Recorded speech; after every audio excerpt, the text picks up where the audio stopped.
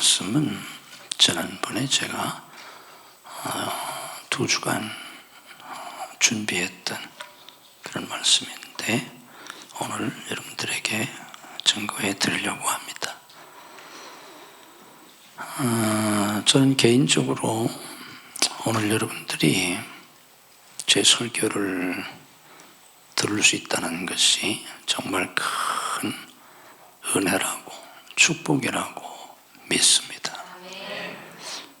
왜 그런가 하면 내가 젊었을 때 혹은 어렸을 때 누군가 나에게 오늘 제가 설교하려고 하는 이런 설교를 나에게 해준 사람이 있다면 내 인생이 달라졌을 것입니다.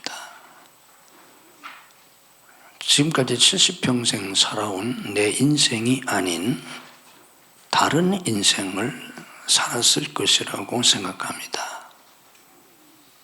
또 만약에 내가 젊었을 때 저는 만 21살 때부터 목회를 했는데 내가 만약에 젊었을 때 20대라든지 30대라든지 그런 젊은 시절에 오늘 내가 여러분들에게 가르쳐 드리려고 하는 이 진리를 내가 그때 깨달았다면 내 목회가 전혀 달라졌을 것이다. 또 내 인생이 전혀 달랐을 것이다. 그렇게 생각합니다.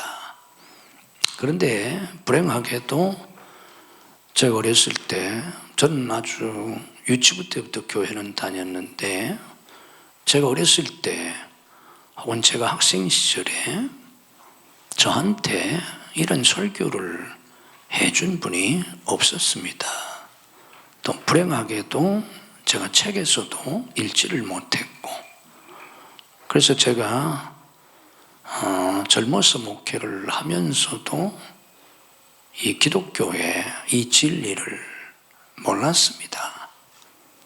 아주 나이가 들어서야 비로소 제가 이 진리를 깨달았기 때문에 저는 제 인생, 제 목회를 되돌아보면서 누가 나에게 옛날에 이 복음을 전해 주었더라면 이 진리를 가르쳐 주었더라면 내 인생이 전혀 달라졌을 텐데 내 목회가 전혀 달랐을 텐데 하는 아쉬움을 갖습니다. 그러나 뭐 지나온 세월이야 어떻게 하겠습니까?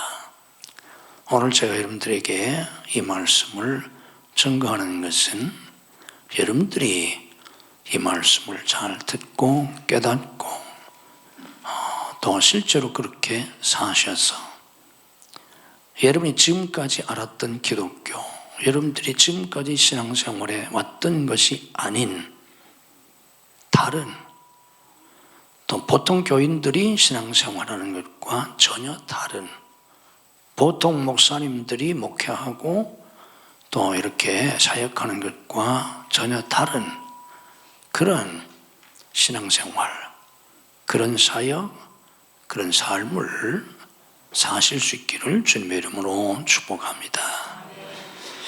오늘 제가 증거하는 말씀은 여러분들에게 깨우침도 되고 도전도 되고 또 큰 부담이 될 수도 있습니다. 바라기는 성령께서 여러분들을 잘 들을 수 있게 하시고 받아들일 수 있게 해주시기를 기도합니다. 그리고 여러분들이 이 말씀을 하루아침에 지킬 수 있다고는 생각되지 않습니다. 그러나 조금씩이라도 깨닫고 지켜나가면 성장하고 변하게 될 것이고 바라기는 오늘 제가 설교하는 이 내용을 여러분들이 다운받아서 때마다 또 필요하다고 생각될 때마다 또 들어보시고 또 들어보시고 또 들으면서 정말 이런 삶을 살게 되는 진정한 그리스도인의 삶으로 변화되는 그런 은혜를 받으실 수 있기를 주님의 이름으로 권면합니다. 말씀에 들어가기 전에 여러분들에게 퀴즈를 5개 드리겠습니다. 이 퀴즈를 여러분들이 몇 개나 맞출 수 있나? 만약에 다 맞출 수 있다면 그 사람은 오늘 제 설교를 들을 필요가 없습니다. 그러나 이 5개 중에 제가 설교하면서 답을 다 드릴 텐데 하나도 못 맞췄다. 제 설교를 잘 들으셔야 합니다. 그리고 기도 많이 하셔야 합니다. 자, 첫 번째 퀴즈. 왜 사랑해야 하나? 왜 사랑해야 합니까? 두 번째 질문. 사랑의 본질은 무엇인가? 사랑의 본질이 뭡니까? 세 번째, 사랑할 때 가장 중요한 것이 무엇인가? 우리가 실제로 다른 사람을 사랑할 때 가장 중요한 게 무엇일까? 네 번째 질문, 남편들이 가장 싫어하는 아내는 어떤 사람인가? 다섯 번째, 마지막 질문, 자녀들이 부모에게서 가장 듣고 싶어 하는 말이 무엇인가? 깊이 생각하면 설교 못 들으니까 그냥 몇 초 동안만 생각하시고 설교하면서 제가 답을 드릴 테니까 5개를 다 맞췄는지, 하나도 못 맞췄는지, 하나도 못 맞춘 분은 인생을 잘못 사신 분들입니다. 신앙생활 잘못하신 분들입니다. 신앙생활이 뭔지, 인생이 뭔지 모르고 지금까지 사신 겁니다. 기울여서 이제 제가 설명해 드릴 테니까 들어보시기 바랍니다. 한 번은 어떤 율법사가 예수님께 와서 물었습니다. 계명 중에 어떤 계명이 가장 큽니까? 유대인들은 모세를 통해서 받은 613개의 율법을 가지고 있었습니다. 600개가 넘는 이 많은 계명들 가운데 어떤 계명이 가장 큰 계명입니까? 하는 질문입니다. 이 질문에 우리 주님께서 여러분이 잘 아시는 것처럼 하나님을 사랑해라, 마음을 다하고 뜻을 다하고 힘을 다해서 주 너희 하나님을 사랑해라, 이것이 첫째가는 계명이다. 또 둘째는 내 이웃을 내 몸과 같이 사랑하라 하는 이 두 계명이 가장 큰 계명이다. 그렇게 주님이 대답해 주셨습니다. 사랑하라는 계명입니다. 우리 주님께서는 제자들과 함께 마지막 만찬을 하실 때 그 만찬에서 만찬 자리에서 많은 마지막 설교를 하셨습니다. 이것을 우리가 신학적으로 만찬 강화라고 합니다. 요한복음 13장에서부터 14장, 15장, 16장에 기록되어 있는 말씀들입니다. 그 자리에서 주님이 우리에게 주신 그 유명한 말씀, 새 계명이 너희가 서로 사랑해라 하는 계명입니다. 너희가 서로 사랑해라, 내가 너희를 사랑한 것 같이 너희도 서로 사랑해라, 이게 주님이 마지막으로 주신 새 계명입니다. 여러분이 잘 아는 사랑장이라고 일컬어지는 고린도전서 13장에 보면 사랑에 대한 많은 말씀을 하셨는데 그 가운데 사랑이 제일이다.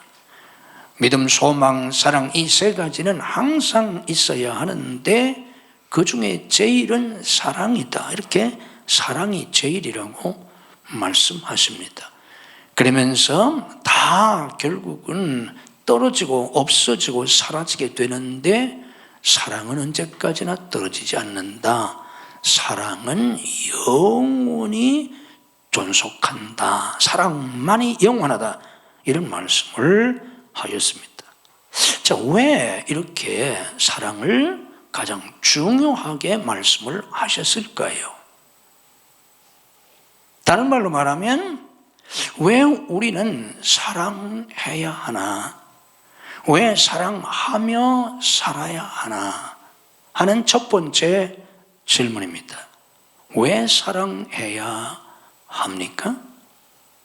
여러분의 속으로 무엇이라고 생각하셨습니까? 왜 이렇게 성경은 사랑을 강조하고 또 사랑하라고 명령하시나? 사랑하라, 하나님을 사랑하라, 내 이웃을 사랑하라, 서로 사랑하라, 명령입니다. 권면이 아닙니다. 부탁이 아닙니다. 하나님의 명령입니다. 아멘? 우리 주님의 명령입니다. 왜 사랑하라고 이렇게 명령하셨을까? 이유가 뭡니까? 이유는 이렇습니다. 태초에 하나님이 인간을 창조하셨는데, 만물을 창조하시고 마지막에 인간을 창조하셨는데 왜 인간을 만드셨나? 여러분이 잘 아는 것처럼 특별히 사람을 하나님의 형상대로 지으셨습니다. 왜 인간을 그렇게 만드셨나? 그 이유가 뭡니까? 하나님과 함께 살게 하기 위해서입니다. 하나님은 유독 많은 피조물 가운데 사람만을 하나님과 함께 살게 하시려고, 함께 산다는 말은 단순하게 같은 공간 안에 존재한다는 의미가 아니고, 에덴이라고 하는 그 낙원 안에 혹은 지구라고 하는 이 공간 안에 함께 거한다는 그런 의미가 아니고, 깊은 인격적인 사랑을 나누면서 그렇게 산다는 의미입니다. 하나님이 사람과 함께 사시려고 하나님의 형상대로 인간을 지어주셨습니다. 우리가 잘 아는 것처럼 그 하나님의 그 첫 번 창조의 목적은 인간의 범죄로 깨어집니다. 그리고 인간은 더 이상 하나님과 함께 살 수 없게 되었기 때문에 낙원에서 추방됩니다. 우리 주님은 이런 인간을 구원하시기 위해서, 구속하시기 위해서 오셨습니다. 그것이 바로 우리 주님의 십자가 죽으심입니다. 그런데 예수님이 왜 하늘의 영광의 보좌를 버리시고 이 땅에 오셔서 십자가에서 죽기까지 하시면서 우리를 구원하셨나? 그 이유가 뭔가? 데살로니가전서 5장 10절 말씀에 보면 예수님께서 우리를 위하여 죽으사, 십자가에서 죽으셔서 우리로 하여금 자기와 함께 살게 하려 하셨다고 하셨습니다. 예수님이 십자가에서 그렇게 참혹하게 피 흘려 죽으신 이유가 뭐냐? 그래서 예수님의 대속의 은혜로 우리를 구원하시고 구원받은 성도들이 다시 하나님과 주 예수님과 함께 살게 하시려고 예수님이 죽으셨다는 말씀입니다. 하나님은 처음에 남자 아담만을 지으셨는데 그 뒤에 여자를 만드셨습니다. 그래서 남자와 여자가 결혼을 해서 가정을 이루게 됐는데, 결혼의 목적이 뭡니까? 왜 우리는 한 남자와 한 여자가 만나서 이렇게 부부가 되어서 결혼 생활을 왜 합니까? 결혼하는 이유가 뭡니까? 결혼의 목적은 함께 살기 위해서입니다. 둘이 같이 살려고. 결혼해서 따로따로 산다? 그건 결혼의 목적이 잘못된 겁니다. 결혼의 목적은 같이 살려고, 함께 살려고 결혼하는 겁니다. 하나님은 이 땅에 많은 교회를 세우셨습니다. 이 교회는 신학적으로 전 세계의 모든 교회를 한 교회로 우주적 교회라고 합니다. 그리고 이런 각 지역 곳곳에 있는 이런 교회를 지역교회, 로컬 처치라고 하는데, 이 왜 이런 수많은 교회들, 왜 많은 교회들을 왜 세웠나? 곳곳에. 교회라고 하는 그 말 자체는 성도들의 모임이란 뜻입니다. 성도들의 공동체입니다. 왜 우리는 그 지역 교회에 속해서 왜 교회 생활하나? 그 이유가 뭐예요? 하나님이 교회를 세우신 목적, 우리가 교회 나오는 목적이 뭐예요? 함께 신앙생활 하려고 우리는 어떤 지역 교회에 나오는 겁니다. 나 혼자 예수 믿고 나 혼자 예배드리고 집에서 할 수 있어요. 이렇게 하는 사람들을 무교회주의자들이라고 합니다. 교회 없어도 된다. 이건 잘못된 사상입니다. 그런데 우리는 다 이 교회에 나오지 않습니까? 교회에 속해 있지 않습니까? 이유가 뭡니까? 함께 신앙생활 하려고. 아멘? 자, 그런데 왜 하나님은 사랑하라고 그렇게 강력하게 명령을 하시나? 그 이유가 뭐냐고 하면, 자, 이게 왜 사랑해야 하나 하는 첫 번째 질문에 대한 대답입니다. 사랑하지 않으면 함께 살 수 없습니다. 하나님도 우리와 함께 사시려고 하나님의 형상대로 우리를 지어주셨고, 두 부부가 함께 살려고 결혼을 했고, 그리고 교회도 같이 신앙생활 하려고 교회가 이렇게 세워졌는데, 사랑하지 않으면 우리는 함께 살지 못합니다. 부부가 아무리 결혼식을 올렸다고 할지라도 사랑하지 않으면 형식적이고 법적인 부부에 지날 뿐이지 함께 살지 못합니다. 교회도 서로가 사랑하지 않으면 그 교회에 우리가 속해서 같이 신앙생활 못합니다. 내가 하나님을 사랑하지 아니하면 하나님과 내가, 예수님과 내가 함께 살지 못합니다. 그래서 호세아서 11장 4절 말씀 보면, 사랑은 하나로 묶어주는 끈이라고 하였습니다. 사랑의 끈, 사랑의 띠로 그들을 묶었다, 이렇게 호세아 11장 4절에 말씀합니다. 사랑은 하나로 묶어주는 끈입니다.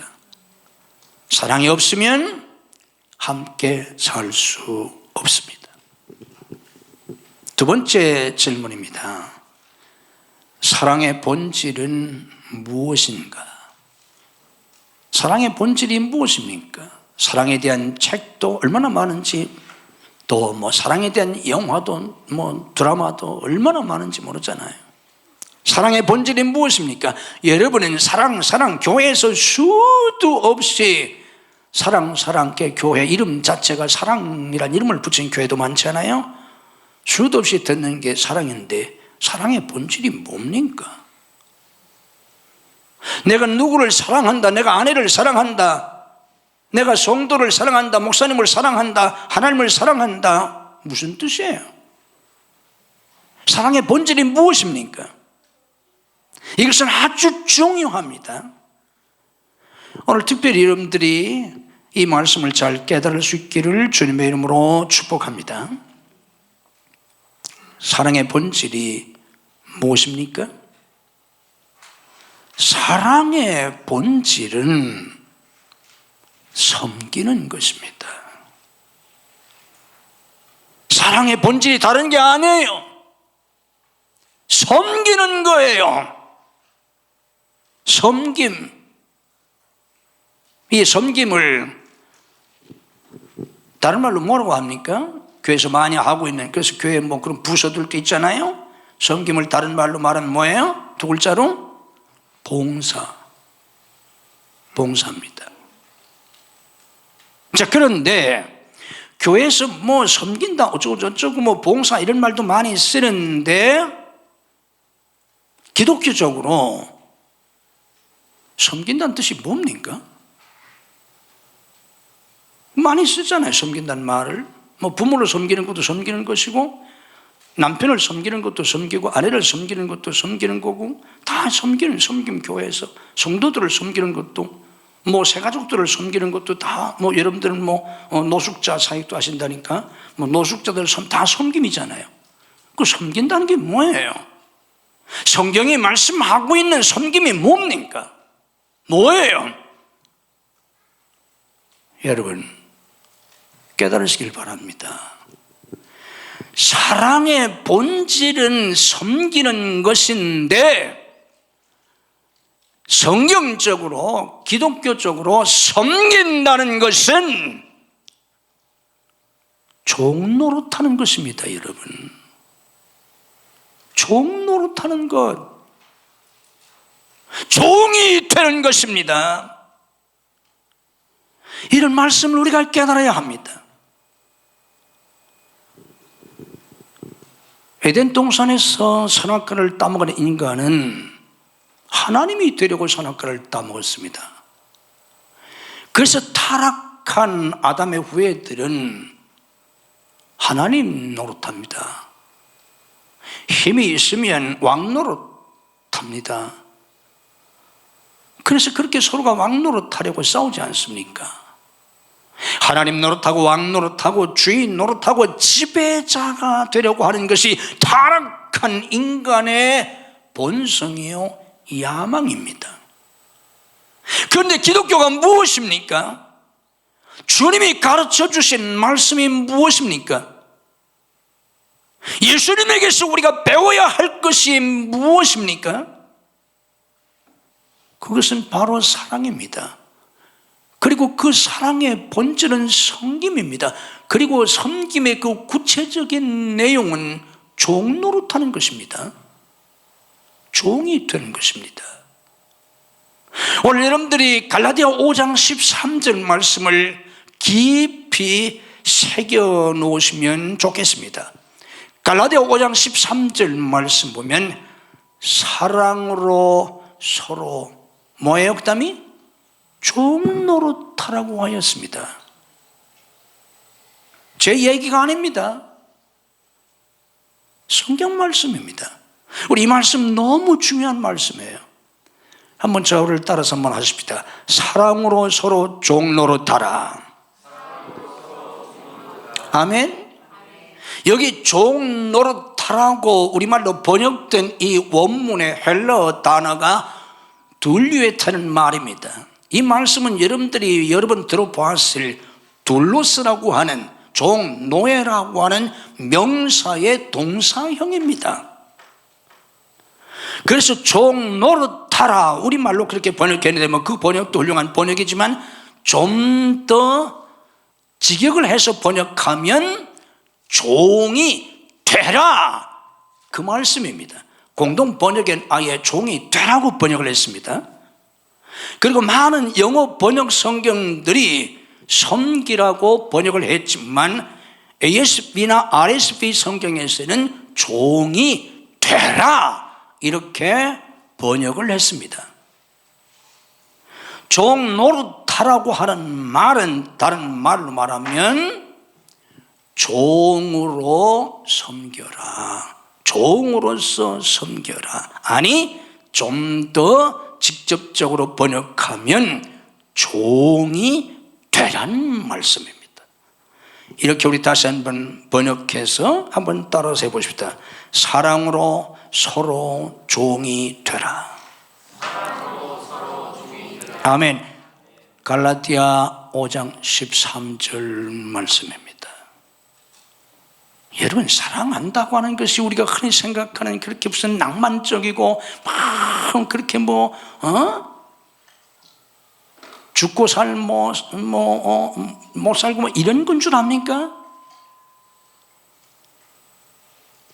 여러분, 성경에서 말씀하고 있는, 기독교가 말씀하고 있는 사랑한다는 것은 종이 된다는 뜻입니다. 종이 되는 것, 종노릇하는 것, 종으로 섬기는 것. 여러분, 우리 주님께서 마지막 만찬 석상에서 앞에서 말씀드린 것처럼 새 계명을 주셨는데, 너희가 서로 사랑하라고 하는 새 계명을 주셨는데, 이것을 좀 더 구체적으로 그때 당시 배경과 성경 문맥 속에서 이것을 설명하면 이렇습니다. 예수님께서 잡수시기 전에 제들감에 만찬을 하시면서 그 만찬 석상에서 예수님이 일어나셔서 겉옷을 벗으시고 수건을 허리에 동이시고 대야에 물을 떠다가 제자들에게 발을 씻기셨습니다. 여러분, 예수님께서 지금 제자들의 발을 씻기십니다. 허리에 수건을 동이시고 제자들의 발을 씻기실, 이걸 세족이라고 하지 않습니까? 여러분, 지금 제자들의 발을 씻기는 이 예수님의 이 모습이 무슨 모습인지 압니까? 교회에서도 이걸 본받아서 종종 세족식 하잖아요. 지난번에 제가 베트남 청년 연합 수련회 갔다가 거기서 제가 베트남 청년들 발을 씻겨줬는데, 여러분, 예수님께서 지금 제자들의 발을 씻겨주시는 이 모습은 종의 모습입니다. 그때 당시 유대 사회에서 다른 사람 발을, 밖에서 들어온 사람들의 그 먼지 묻고 모래 묻고 더러운 발을 씻겨주는 그 일은 종들이 하던 일입니다. 그런데 주님께서 지금 제자들의 발을 씻겨주시면서 뭐라고 말씀하십니까? 13장 14절에서 너희도 서로 발을 씻기라 그랬습니다. 너희도 서로 발을 씻기라. 무슨 뜻입니까? 우리는 그저 별 생각 없이, 저도 이게 발을 많이 씻겨봤는데, 사실 저도 옛날에는 그렇게 깊이 깨닫지 못하고 발을 씻겨줬어요. 그런데 주님이 말씀하신 너희도 서로 발을 씻기라 하는 이 말씀은 내용을 알고 보면 너희가 서로 뭘 하는 거예요? 종이 되라는 뜻입니다, 여러분. 여러분들 교회에서 세족식을 만약에 한다면 함부로 해서도 안 되고 할 때마다 말씀을 깊이 생각해야 됩니다. 세족사는 그 순간 나는 당신의 종입니다 하는 외적인 형식입니다. 그리고 나서 너희도 서로 발을 씻기라고 14절에서 말씀하셨는데 20절을 더 넘어가서 34절에서 주신 말씀이 새 계명을 너희에게 주노니 너희도 서로 사랑하라 하신 거예요. 그러니까 이 말씀을 당시 배경과 문맥 속에서 다시 정리한다면 서로 사랑하라고 하는 그 새 계명은 다른 말로 번역하면 뭐예요? 서로 종이 되라. 이 말씀을 바로 바울 사도가 갈라디아 교회에 그대로 전해준 겁니다. 사랑으로 서로, 종로로 다 종이 되라. 이 말씀을 바울 사도는 빌립보서 2장에서 좀 더 신학적으로 설명을 해 주었는데, 그게 바로 여러분이 잘 알고 있는 빌립보서 2장 5절 너희 안에 이 마음을 품으라 곧 그리스도 예수의 마음이니, 그 말씀 다 6절서부터 이어지는 말씀이 뭡니까? 그는 근본 하나님의 본체시나, 본질적으로 하나님이시라는 뜻입니다. 그는 근본 하나님의 본체, 본질적으로 하나님이신데 자기를 비워 종의 형체를 가져, 여기 우리말 성경에 종의 형체를 가져 이렇게 번역을 했는데 그 말씀의 뜻은 종이 되셨다는 뜻입니다. 본질적으로 하나님이신 예수님이 종이 되셔서, 그래서 어떻게 하셨습니까? 십자가에서 죽으셨다. 십자가에서 죽기까지 순종하셨다. 이게 바로 예수님이고 너희 안에 이 마음을 품으라는 겁니다. 우리가 좀 더 착하고 좀 더 사람이 온유해지고 그러면 그게 훌륭한 그리스도인 이런 게 아니고, 이런 차원이 아니고, 그런 건 다 타종교에도 얼마든지 더 잘할 수 있어요. 빌립보서 2장에서 말씀하고 있는 너희 안에 예수님의 마음을 품으라, 이 말씀은 종이 되셔서 십자가에서 죽으셨던 그 예수님처럼 너희도 되라는 뜻입니다. 그래서 바울은 자기 자신에 대해서 이렇게 고백했지 않습니까? 로마서에 보낸 편지 로마서 1장 1절에서 바울 사도는 주 예수 그리스도의 종, 예수 그리스도의 종 바울이라고 소개합니다.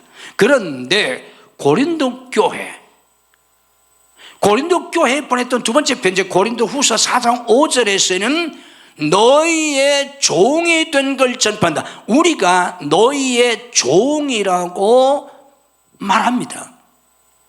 그러니까 로마서와 고린도서를 연결시킨다면 바울은 예수 그리스도의 종일 뿐만 아니라 고린도 교인들, 그 보잘것없고 항구 도시에서 돈밖에 모르고 쾌락에 젖어 있어서 방탕한 삶을 살다가 교회 안에 들어왔던 그 보잘것없는 고린도 교인들의 종이 되었다고, 내가 너희들의 종이라고 고백하는 것입니다. 그런데 원문을 살펴보면 로마서 1장 1절에서 주 예수 그리스도의 종이라고 할 때 사용했던 둘로스라고 하는 그 단어가 똑같이 고린도 후서에서도 4장 5절에서 바울은 너희의 종이라고 할 때 똑같은 둘로스라는 단어를 사용하고 있습니다. 바울은 예수 그리스도의 둘로스 종일 뿐만 아니라 너희의 둘로스, 너희의 종이라는 것입니다. 여러분, 집사가 뭡니까? 교회 평신도로 나와서 세례를 받고 집사라도 받으면 이제 뭔가 쫄병 신세를 면하고 그래도 뭐 계급 하나도 단 것처럼 생각하기 쉬운데, 성경에서 말씀하고 있는 집사라는 그 단어가 헬라어로 디아코노스라는 단어입니다. 이 말의 뜻은 시중 드는 사람이란 뜻입니다. 종이란 뜻입니다. 교회에서 집사라도 받으면 이제 뭐 한 자리 하는 게 아닙니다. 이제부터 종이 진짜로 되었다는 뜻입니다. 종노릇하는 겁니다. 집사가 뭡니까? 교회에서 종노릇하는 거예요. 종노릇하는 거, 그게 집사예요. 그래, 권사는 어떻습니까? 이건 종 중에서도 아주 상종, 더 종노릇해야 되고, 장로가 되면 이제 끝난 겁니다. 이제 이건 완전히 종노릇하는 게 장로예요. 교회에서 목사 종노릇해 있죠. 교인들 종노릇해 있죠. 이게 장로라는 거예요. 장로가 몇 살인 줄 압니까? 이게 다 엉터리 기독교, 다 타락한 교회의 모습들이에요.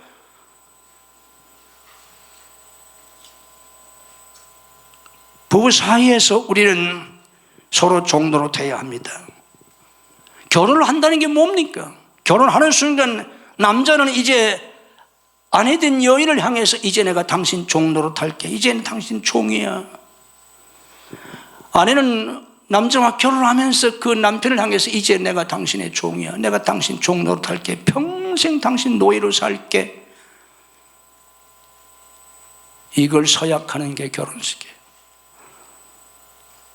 이걸 가르쳐주고 너희들 진짜 그렇게 결혼할 거야 안 할 거야 다시 확인해 봐야 돼. 여러분 이미 못 모르고 결혼했으니까 할 수 없고 이제부터 그렇게 살아야 돼요. 그게 사랑이라는 거예요. 남편은 아내의 종입니다. 여러분 별거 아니에요. 그게 힘들어요. 아내는 남편의 종이에요. 종. 받아들여지시면 아멘 하십시다. 받아들여지면 하라고, 그냥 거술하는 게 아니라. 부모와 자식 사이도 부모가 자식한테 종노릇하는 게 종노릇. 그래서 무자식 상팔자라고 했잖아요. 자식이 뭐 별건 줄 아세요? 평생 종노릇하는 거. 목사와 교인이 뭐예요? 목사가 뭐예요? 난 중학교 때 목사 되겠다고 서운했는데 목사님이 좋아 보여서 목사 되겠다고 했어요. 부흥사가 좋아 보여서 나도 부흥사 되겠다고. 철모르고 목사가 교인 종노릇하는 거예요. 목사 다른 거 아니에요. 교인들 종노릇하는 거. 평생 교인들 종노릇하는 거. 이게 목사예요. 사모가 뭐예요? 교인들 종노릇하는 거. 이런 교인이건 저런 노예건 평생 적어도 은퇴할 때까지 70평생 70이 은퇴하잖아요. 종노릇하는 게 목회하는 거예요. 이게 목사예요. 교인이 뭐예요? 목사 종노릇하는 거예요. 목사 종노릇하는 게 교인이에요. 별거 아니에요. 거저 목사님을 하나님 다음으로 섬기고 종노릇하는 거, 그게 교인이야. 속장이 뭐예요? 여기도 속해 있나요? 교인 종노릇하는 거예요. 다 밥 해주고 가서 일해주고 애기 봐주고 뭐 심부름 해주고 종노릇하는 게 속장이에요. 다른 거 아니에요, 여러분. 부장이 뭐고 회장이 뭐예요? 종노릇하는 거예요. 부원들 뒷바라지 해주고 다 밥 사주고 커피 사주고 종노릇하는 거예요. 종노릇. 믿으시면 아멘 하십시다. 그게 교회예요. 속돈들은 속장 종노릇하는 거예요. 별것도 아닌 속장이지만 속장님이라고 섬겨주는 거예요. 종노릇하는 거예요. 교사와 학생 사이가 뭡니까? 교사가 학생들 종노릇하는 거예요. 그게 교회 교사예요. 우리는 상대방을 지배하려고 하면 안 됩니다. 종이 되어 섬겨야 합니다. 높아지려고요, 지배하려고요. 교회는 그런 것이 아니에요. 그리스도인의 삶은 그런 삶이 아니에요. 그건 다 저 타락한 세상 사람들, 아담의 후예들, 카인의 후예들이 꿈꾸는 삶이에요. 그리스도인은 아닙니다. 여러분, 목사는 아닙니다. 장로는 아니에요. 집사는 아니에요. 종으로 사는 겁니다. 가정에서도 여러분들이 종으로 사셔야 합니다. 여러분, 가정의 경제권을 지금 누가 가지고 있습니까? 가정의 경제권을 배우자에게 넘기셔야 합니다. 가정의 경제권을 지배하고 있는 사람이 주인이에요. 그 사람이 왕이에요. 주인이에요. 우린 주인이 아닙니다. 왕이 아닙니다, 여러분. 종은 소유권이 없습니다. 그래서 종입니다. 집에 가서 다 배우자에게 넘기세요. 여러분들 이런 말 들어보신 적이 있을 겁니다. 옛날에 나온 영화에서 나왔던 한 장면인데, 내가 네 시다바리가, 이런 말이 대사 중에 나옵니다. 내가 네 시다바리가. 시다바리라는 말은 한국말화된 일본어입니다. 근데 실제로 일본에서는 그 말 안 씁니다. 일본 말이긴 한데 한국화된 일본 말이에요. 시다바리라는 말의 뜻은 밑에서 일하는 사람이라는 뜻입니다. 일본 말식으로 하면 오야붕 밑에서 일하는 꼬붕을 시다바리라고 합니다. 보조원이라는 뜻입니다. 만약에 여러분들이 남편을 섬기면서 내가 왜 당신을 섬기, 내가 당신 시다바리야? 만약에 여러분들이 아내를 섬기면서 내가 당신 시다바리인 줄 알아? 여러분들이 교회 와서 목사를 섬기면서, 목사가 교인들을 섬기면서, 혹은 속장이 속돈들을 섬기면서, 뭐 장로가 교인들을 섬기면서, 혹은 속돈들이 속장을 섬기고 장로님을 섬기고 권사들을 섬길 때 그 속에서 내가 네 시다바리야? 이런 마음이 든다면, 뭐 그런 말을 입으로 하는 사람이 어디 있겠습니까? 그러나 그런 마음이 든다면 여러분은 생각하셔야 합니다. 나는 깡패로구나. 내가 네 시다바리가 누가 한 말이에요? 깡패가 한 말이에요. 깡패 건달 영화에서 나온 게 아닙니까? 이게 목사가 아니에요. 깡패예요. 장로가 아니에요. 깡패예요. 속장이 아니에요. 깡패예요. 부모가 아니에요. 깡패예요. 남편이 아니에요. 깡패예요. 아내가 아니에요. 깡패예요. 깡패.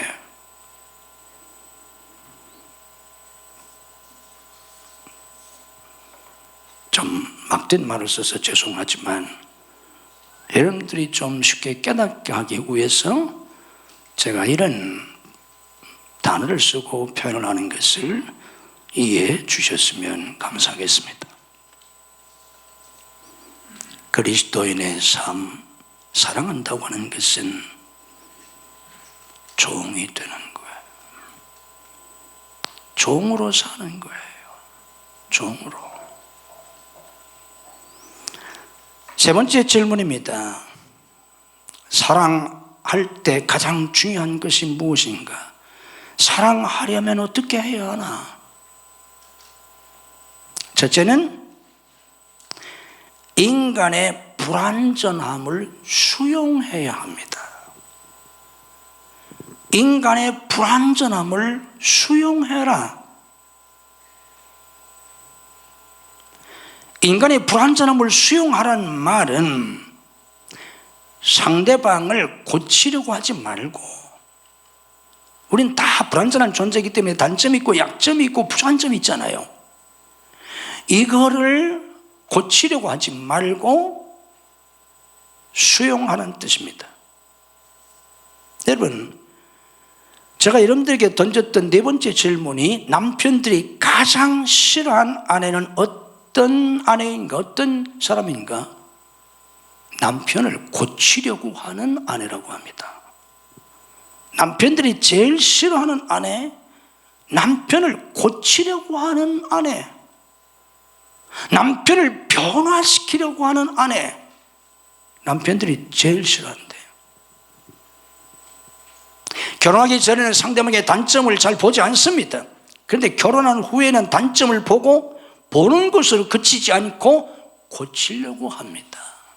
계획적으로 남편을 변화시키려고 합니다.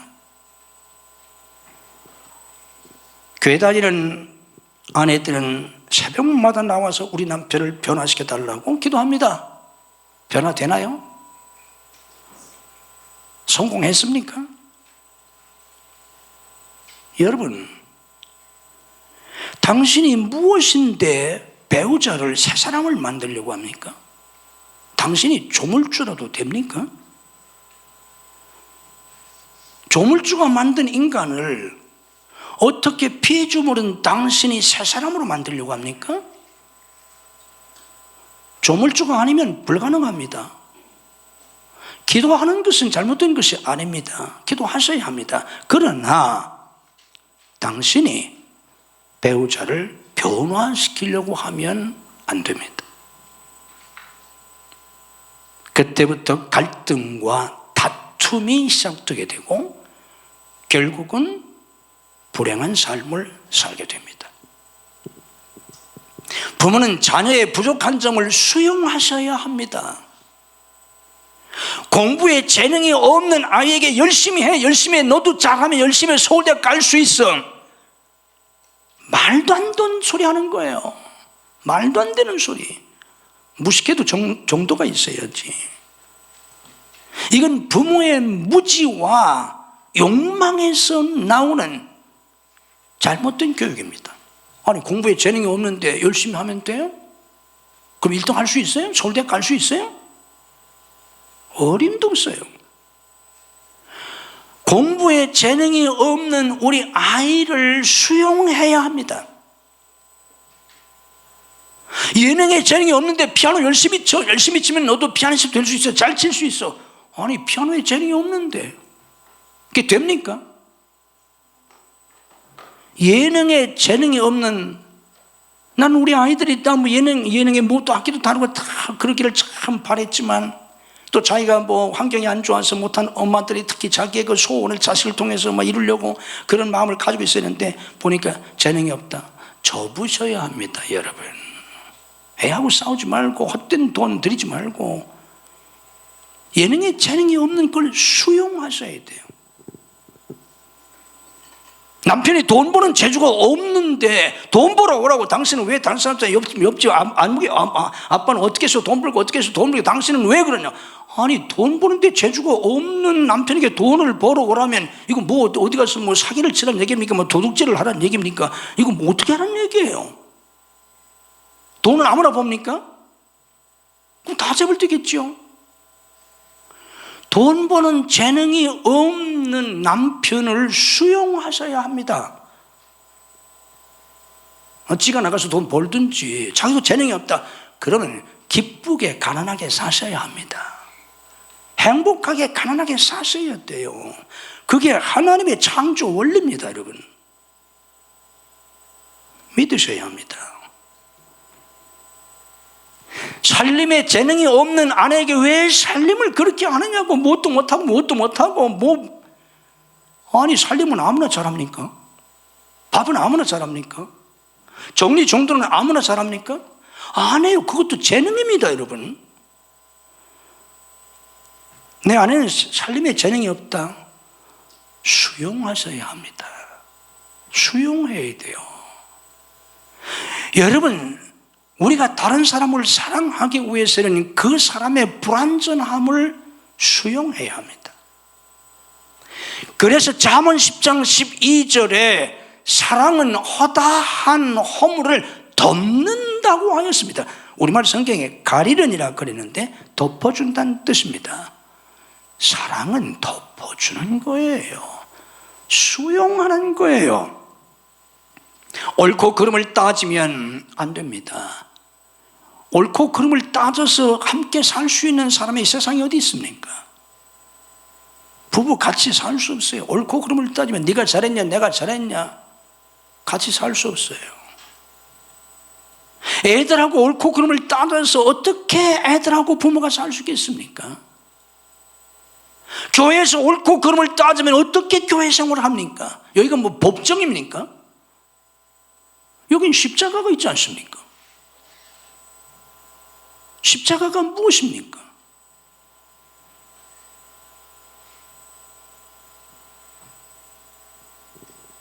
사랑하려면 가장 중요한 것이 불완전함을 수용하셔야 합니다.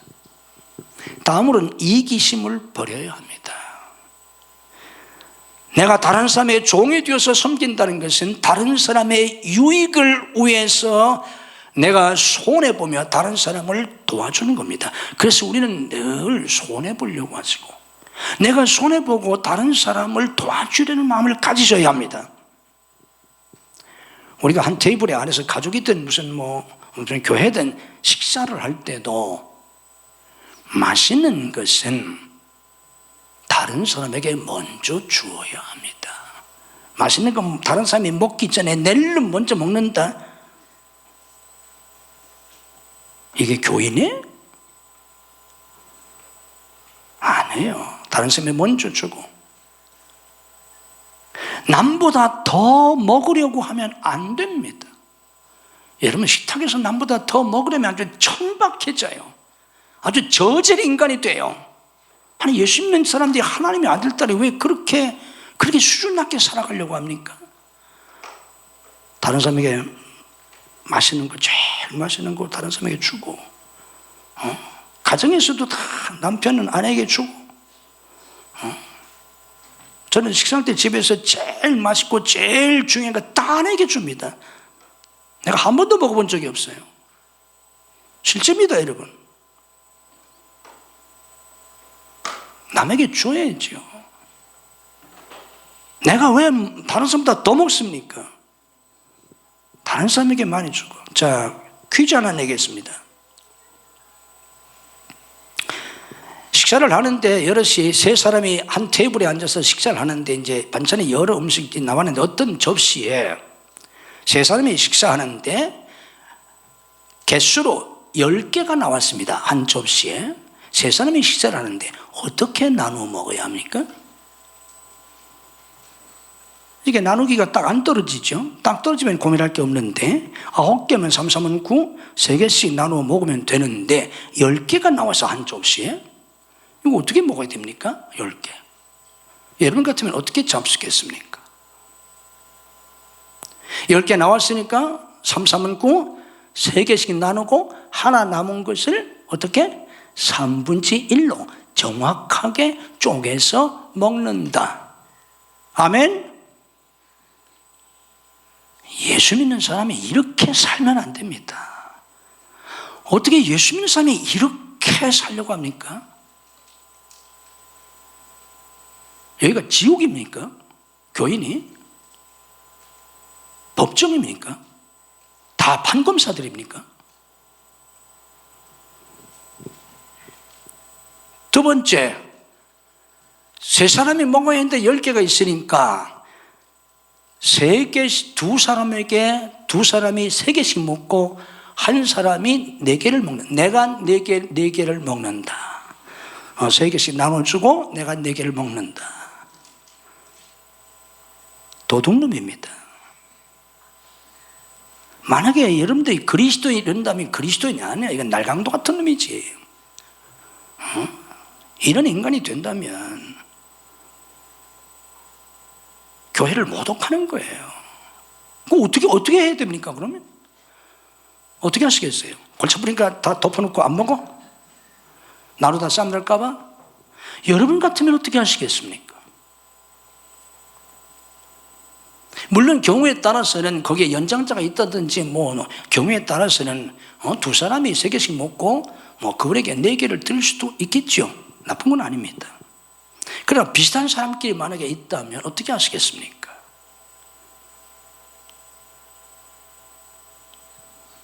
저 같으면 이렇게 해야 한다고 생각합니다. 먹는 사람은 세 사람인데 10개가 있으니까 어떻게 하면 됩니까? 4개씩 두 사람에게 드리고 내가 2개 먹으면 4, 2, 8 둘도 하면 10이 아닙니까? 그러면 되지 않습니까? 억울하다고요? 손해보는 것 같다고요? 우리는 종으로 살아가는 겁니다. 세 번째, 우리가 사랑하려면 완벽한 사랑을 주려고 하지도 말고 받으려고 하지도 말아야 합니다. 완벽한 사랑을 주려고 하지 말아라. 왜? 줄 수 없어요. 불완전한 인간이기 때문에 부모가 자식에게, 남편이 아내에게 절대 완벽한 사랑을 줄 수가 없어요. 교회에서도 마찬가지고. 또 완벽한 사랑을 받으려고 하지 말아야 합니다. 아니, 어떻게 그 사람에게서 내가 완벽한 사랑을 받을 수 있습니까? 불완전한 인간인데. 다 불가능한 거예요. 완벽한 사랑을 줄 수도 없고 받을 수도 없어요. 그래서 우리는 늘 어떤 마음을 가져야 합니까? 늘 미안한 마음을 가져야 합니다. 완벽한 사랑을 못 주니까 미안한 마음을. 저도 나이가 들고 이제 은퇴하고 이제 그러면서 제가 집사람한테 정말 제가 종노릇 하려고 있는 힘을 다해서 제가 종노릇 합니다. 집사람이 부르면 내가 화장실에서 볼일 보다가도 뛰어나갑니다. 내 있는 힘을 다해서 종노릇 해요. 내가 깨닫고 나서는 더 해야 된다고 생각하고 합니다. 여러분이 하는 것보다 훨씬 내가 잘해요. 저녁에 집사람이 내 옆에서 먼저 잠이 들었을 경우에 내가 기도를 마치고 혹은 기도하러 들어가서 침대에서 집사람이 너 잠자는 모습 보고 내가 참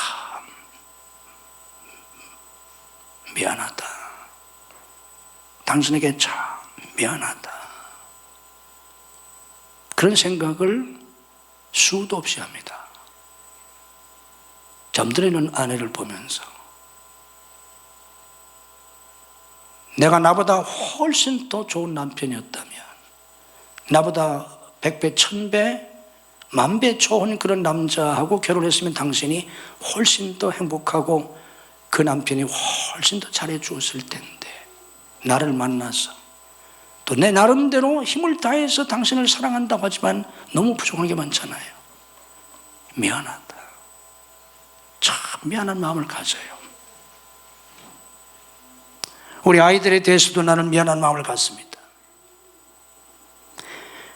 여러분들이 남편에 대해서 늘 미안한 마음을 가져야 돼요. 내가 정말 좋은 아내였더라면 당신을 훨씬 잘해 주었을 텐데, 내 주도 더 잘하고 당신을 더 행복하게 해 주었을 텐데 내가 그러지 못하는 것을 늘 남편에게 미안한 마음을 가져요. 남편은 아내에 대해서, 부모는 자식에 대해서. 제가 아까 그런 질문을 드렸었죠. 5번째 질문. 자녀들이 부모에게서 가장 듣고 싶어하는 말은 무엇인가? 우리가 얼핏 사랑한다는 말일 것 같죠? 아니랍니다. 자녀들이 부모에게서 가장 듣고 싶어하는 말은 미안하다는 말이라고 합니다. 아들아, 미안하다. 딸아, 미안하다. 날 용서해다오. 날 용서해 줄 수 있겠니? 여러분 한 번도 해보신 적이 없죠? 늘 최선을 다하면서도 미안한 마음을 가져야 돼요. 그렇기 때문에 상대방이 나를 사랑해주고 섬겨주는 것에 대해서 늘 고마운 마음을 가져야 돼요. 늘 미안하고 늘 고마운 마음. 내가 니들에게 못해준 게 뭐가 있어? 내나 하니까 그만큼 해준 줄 알아? 이런 엄마는 나쁜 엄마입니다. 아주 나쁜 엄마예요. 나쁜 아빠예요. 내가 당신에게 못해준 게 뭐가 있어? 내나 하니까 참고 사는 줄 알아? 아주 나쁜 아내예요. 아주 나쁜 아내. 남편이 그런다면 정말 나쁜 남편이에요.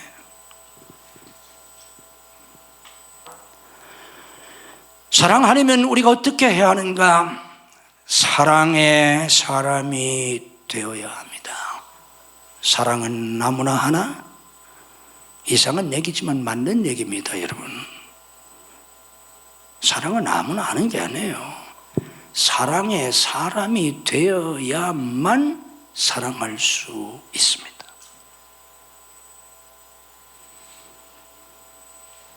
여러분, 제가 이제 70대 중반에 들어서서 목회도 다 끝났고 애들도 다 키우고 이렇게 했는데, 이런 입장에서 여러분들에게 권면해 드립니다. 애들을 사랑의 사람으로 키우세요.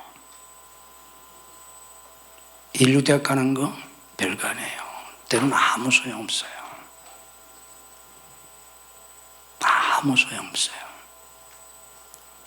넌 공부만 해. 죽으라고 공부시키고 비싼 돈 들여서 과외시켜서 좋은 대학 가고 좋은 유학 가고 학위 받았다? 아무 의미 없어요. 몰라서 그런 거예요. 그런다고 걔들이 부모한테 효도할 줄 알아요? 그런 부부들이 잘 살 줄 알아요? 좋은 교인들 줄 알아요? 아무 소용없어요. 저도 옛날엔 그런 게 중요한 줄 알았어요. 내가 인생을 살아보니까 아니에요.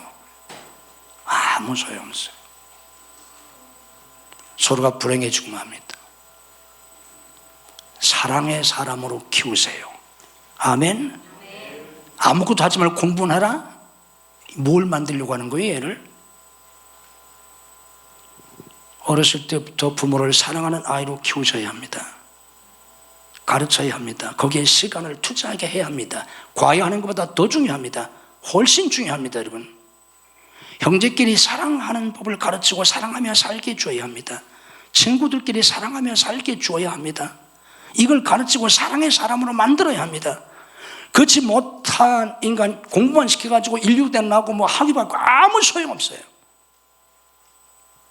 어리석은 거예요. 몰랐어요. 나도 몰랐다니까, 옛날에. 그래서 나 자신도 학교 때 1등 안 하면 죽는 줄 알고 내가 초등학교 때 대학까지 1등만 한 사람이에요. 나 자신이. 나 다시 인생 살면 1등 안 해요. 골치 아파요. 힘들어요. 그거 의미 없어요. 그게 중요하지 않아요. 내가 목회할 때 우리 교회에 서울대 주들이 많았어요. 서울대 교수도 있고.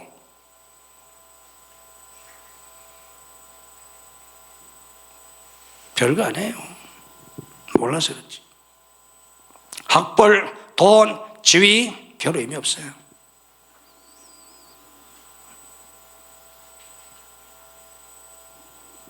내 바로 밑에 동생은 사업에 크게 성공해서 어마어마하게 돈을 벌었어요. 별 의미 없어요. 몰라서 그렇지. 교인들을 사랑의 사람으로 키우셔야 합니다.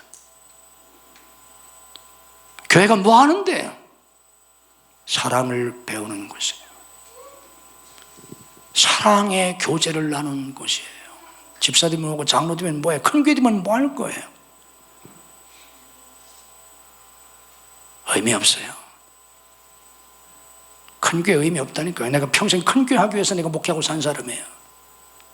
의미 없어요. 장로되면 뭐하고 뭐 할 거예요? 의미 없어요. 뭐만 남는다고요? 고린도서 13장의 말씀처럼 사랑만 남아요. 제가 은퇴하고 나서 보니까 사랑만 남더라고요. 사랑밖에 남는 게 없어요. 다 의미 없어요. 교인들을 사랑의 사람으로 키우고 교회에서 사랑을 나눠야 합니다. 그런데 마지막으로 여러분들이 한 가지 유념해야 할 것은 이런 사람이 되는 게 내 힘으로 불가능하다는 거예요. 결심한다고 안 돼요. 설교 한번 들어서 될 것 같아요. 누가 걱정하겠어요?